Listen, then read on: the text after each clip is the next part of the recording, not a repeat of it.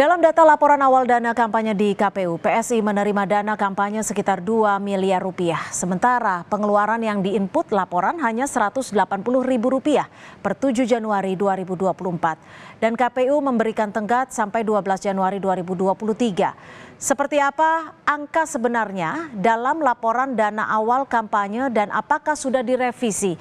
Kita akan kupas bersama Ketua DPP PSI Dede Prayudi yang sudah bergabung bersama kami melalui sambungan virtual dan Direktur Eksekutif Lingkar Madani Ray Rangkuti yang sudah bergabung bersama kami di studio. Selamat sore.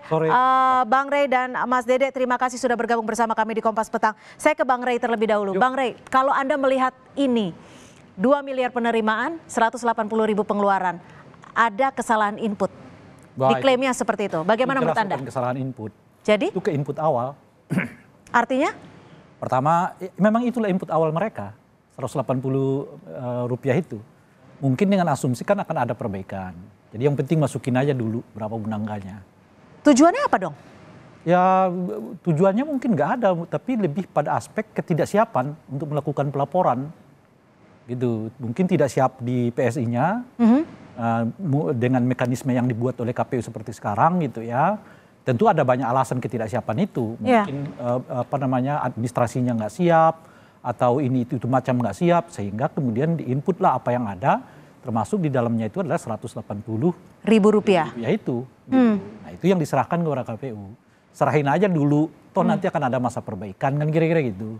Nanti akan kita perbaiki nanti di seterusnya gitu. Sebab dari kita kan belasan miliar ya. Itu cuma dilaporkan 180 itu kan nggak bisa kita bilang salah input.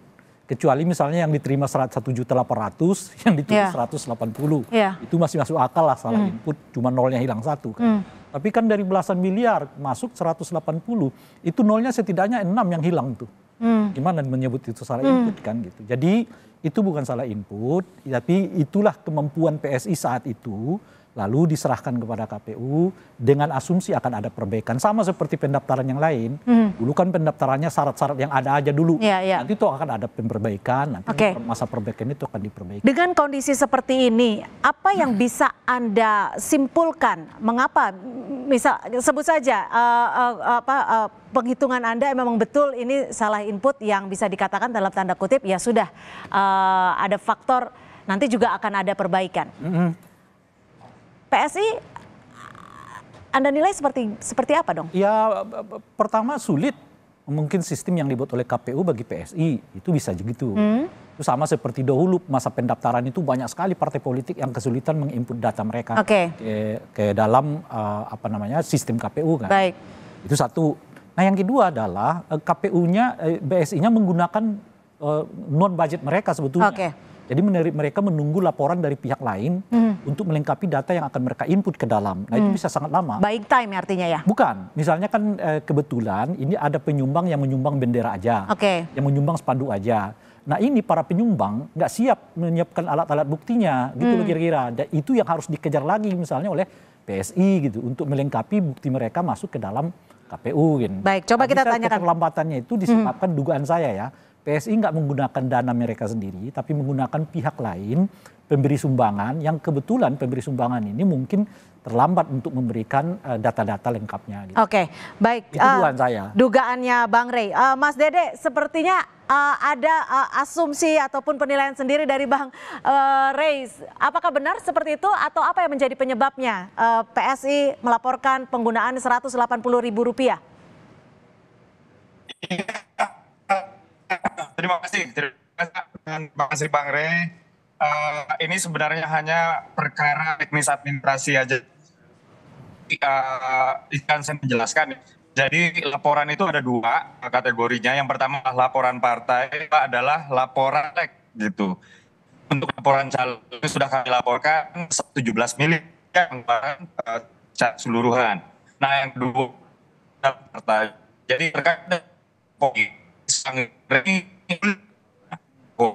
masih berjalan ya, artinya kami sedang memproses input data tersebut ya, belum pelunasan ya, yang sudah pelunasan, yang masih payment dan lain-lain, dan waktu yang diberi kami ini kami gunakan sebaik-baiknya untuk ngegas ya supaya transaksi ini selesai dengan dikwitansi. Kan di KPU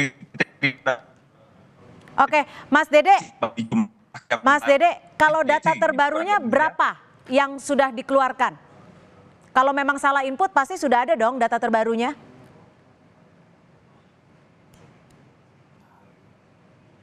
Baik, kita mencoba memperbaiki hubungan audio dengan Dede Prayudi, Ketua DPP PSI.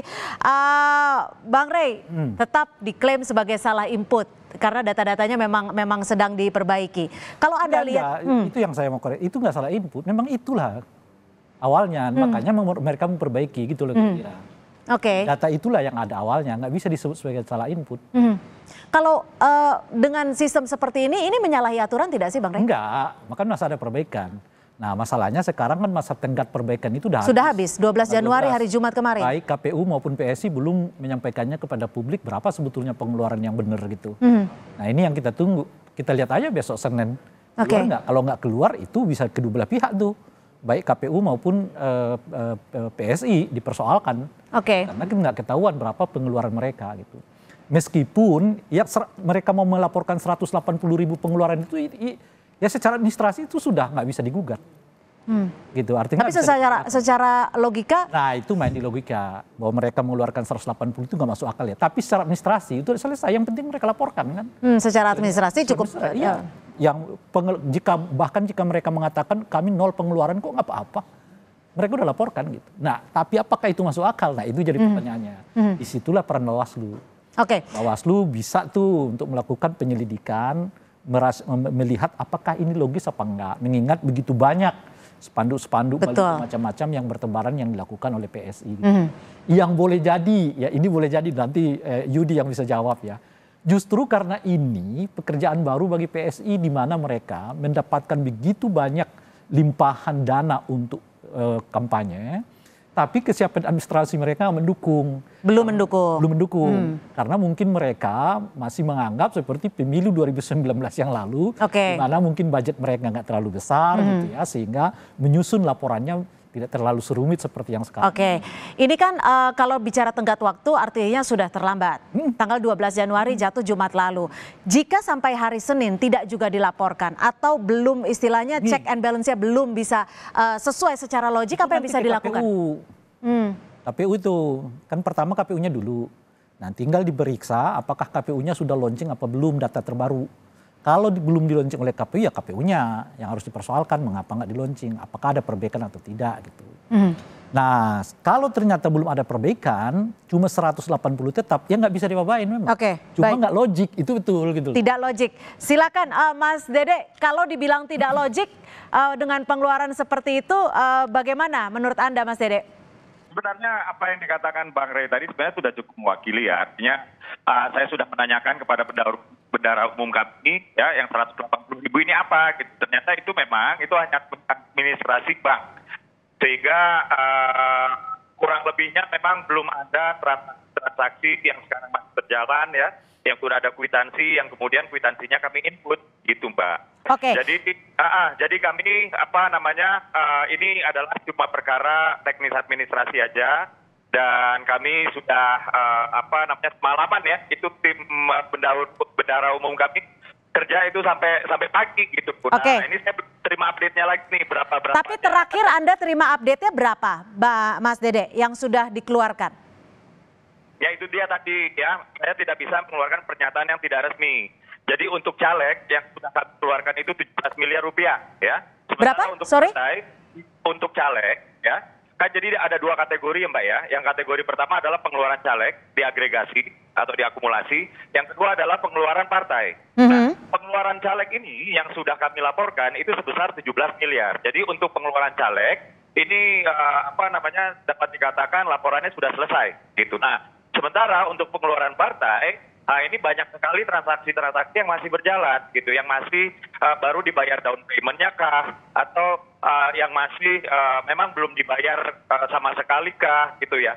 Nah secara resmi KPU itu menerimanya setelah pelunasan itu komplit, lalu kemudian kita menerima kwitansi sebagai tanda bukti, lalu angka-angka yang tertera dalam kwitansi tersebut diakumulasikan. Nah kurang lebih seperti itu dan ini kan belum selesai ya, nanti selesainya itu akhir Januari kalau untuk laporan penerimaan dan pengeluaran kampanye ya. Cuma Oke, untuk Mas Dede. laporan awal ini memang kemarin saya lihat tim bendahara ini bekerja sampai pagi. Oke. Gitu. Mas Dede, kalau tadi Bang Rey menyebut bahwa mungkin ada ketidaksiapan karena anggaran yang diterima PSI cukup besar jika dibandingkan dengan 2019 lalu. Bagaimana Anda menyebutnya atau menjawabnya? Atau mungkin karena tim kami nyalek semua, Mbak. Jadi ini Bung Yudi ibaratnya kalau PSI terkejut tiba-tiba dapat limpahan dana yang begitu besar. Terkejut katanya mendapat limpahan dana yang begitu besar. Untuk itu saya belum bisa jawab, Pak. Untuk itu saya belum bisa jawab karena laporan penerimaan partai sendiri juga kan masih berjalan ya. Artinya yang mungkin yang ini juga bukan angka final juga gitu. Yang pengeluaran juga belum angka final.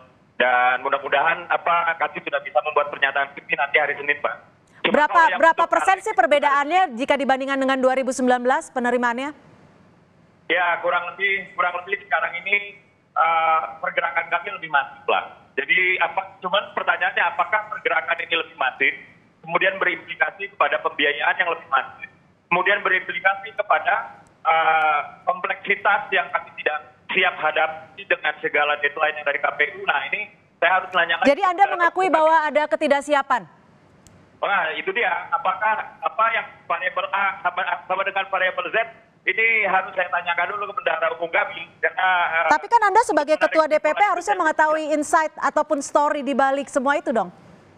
Saya belum bisa menarik kesimpulan ya kenapa deadline-nya ini masih kami perlukan perpanjangan sampai dengan perbaikan ya.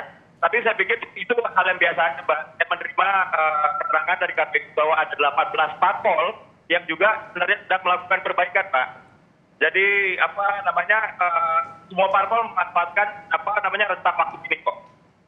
Oke, terakhir kapan akan dikirimkan perbaikan datanya, kan sudah lewat tanggal 12 Januari kemarin? Nah ya itu terakhir sih saya lihat kemarin bendahara itu bekerja sampai malam menjelang pagi. Saya harapkan sih sekarang sudah selesai dan sudah disampaikan. Tapi yang jelas saya belum berkomunikasi lagi nih per hari ini dengan mereka, kurang lebih begitu, Pak. Oke, Bang Rey, jika besok PSI tidak melaporkan ataupun tidak melampirkan, akan ada sanksi tidak sih? Kalau sanksinya itu ke KPU, usulnya. Kalau PSI kan udah laporkan pengeluaran mereka 180, mau dibilang logik apa tidak ya PSI lah yang nanggungnya. Tapi secara administrasi mereka udah melaksanakan kewajiban mereka.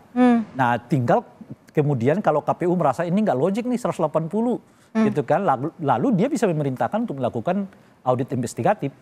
Benar nggak antara 180 dengan pengeluaran? Jika ditemukan angka yang nggak logik, nggak patut dan sebagainya, ya bisa ada sanksinya. Di situ baru ada keluar sanksi dari Bawaslu. Oke, singkat saja, dengan peristiwa ini, apakah bisa mempengaruhi pendukungnya PSI? Iya, salah satu. Karena disebut ada ketidaksiapan. Betul. Salah satu tagline dari Bawaslu PSI ini kan anti korupsi.